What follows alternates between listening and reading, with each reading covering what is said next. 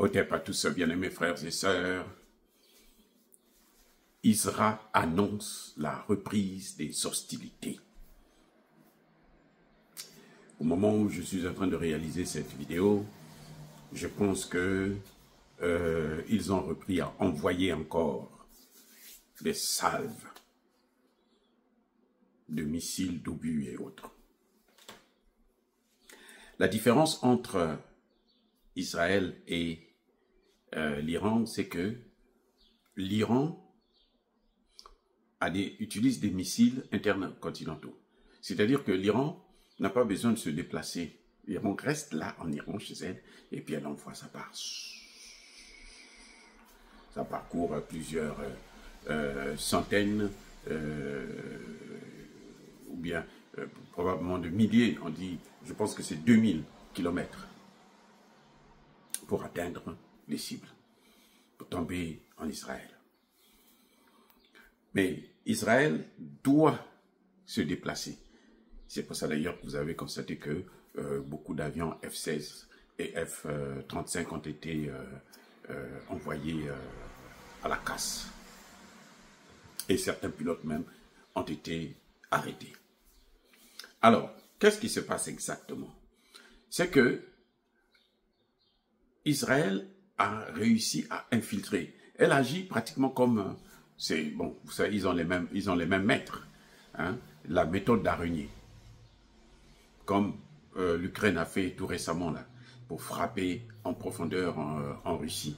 C'est cette méthode que Israël... C'est-à-dire que les gens sont infiltrés, les camions sont infiltrés. On venait d'arrêter en Israël un chauffeur qui transportait justement des drones pour Israël. Et puis voilà. Donc, c'est ça la grande différence.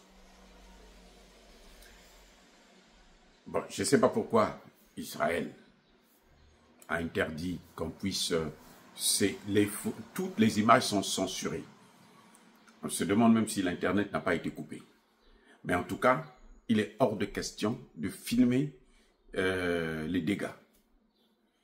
Les gens parlent du ministère de la Défense, du quartier général du service de renseignement, ainsi de suite. Oui. Et donc, ça ne s'arrête pas. Et ce n'est pas prêt à s'arrêter. D'ailleurs, le Premier ministre Netanyahou avait bien dit que ça va prendre plusieurs jours, probablement 2 semaines au moins, qu'ils vont frapper et puis l'Iran va encaisser et s'autodétruire. Par contre, de l'autre côté, l'Iran annonce que cette fois-ci, la riposte ne sera pas de 800 missiles, mais de 2000. Aïe, 2000. 1, 2, 3, 4, 5, 6, 7, 8, 9, 10, jusqu'à 1000.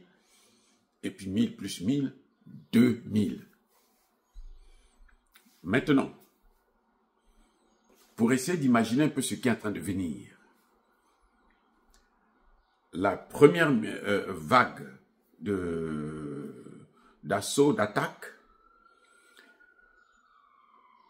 l'Iran avait promis utiliser 800 missiles. 800.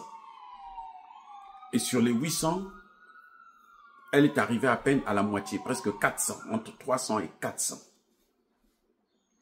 Donc si elle avait utilisé les 800, imaginez-vous les dégâts. Parce que avec ce qu'elle a envoyé là, Israël a interdit à la population de filmer les lieux où il y a eu des crashs. C'est interdit.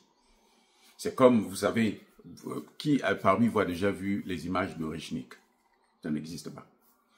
Là où Orichnik est tombé, là, ça n'existe pas. Pourquoi? Parce que Orichnik a fait des dégâts. C'est comme si c'était l'arme en question qu'on ne veut pas que l'Iran puisse avoir. C'est comme si c'était ça.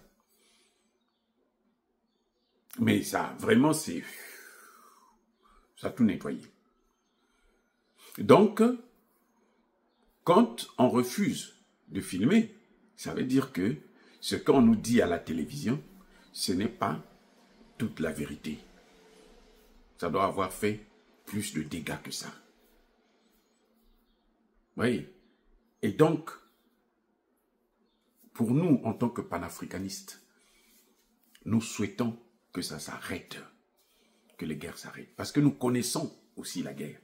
Nous connaissons la souffrance de ceux qui ont été de près ou de loin mêlés et notamment touchés par ces guerres. Nous avons de la famille, nous avons des parents qui ont été là, qui ont subi. Le cas de la RDC, par exemple. Pendant 30 ans, regardez, 18 millions. Et personne aux Nations Unies ne s'inquiète. Personne. D'ailleurs, même les chiffres là, ils ont du mal à les prononcer parce qu'ils trouvent que c'est trop. Oui. Bon, ça, c'est comme ce sont des Noirs, c'est pas trop grave. Si c'était des autres, je pense qu'on aurait dû parler. 18 millions. Vous voyez, pour la Palestine, on est à peine à 50 000. Hein. C'est Lula a pleuré devant tout le monde, les télévisions du monde entier. Il a pleuré carrément. 50 000, mais 18 millions. Le président Tshisekedi a toujours le sourire à la bouche. Oui, donc nous connaissons ça bien parce que nous avons suivi l'esclavage, nous avons suivi la colonisation, des mêmes, pas les autres, les mêmes que s'ils sont en train de se battre entre eux là. Ce sont eux qui nous poussent, qui font tout pour que nous ne puissions pas évoluer. Mais quand même, nous appelons à la paix. Les amis, soyez bénis.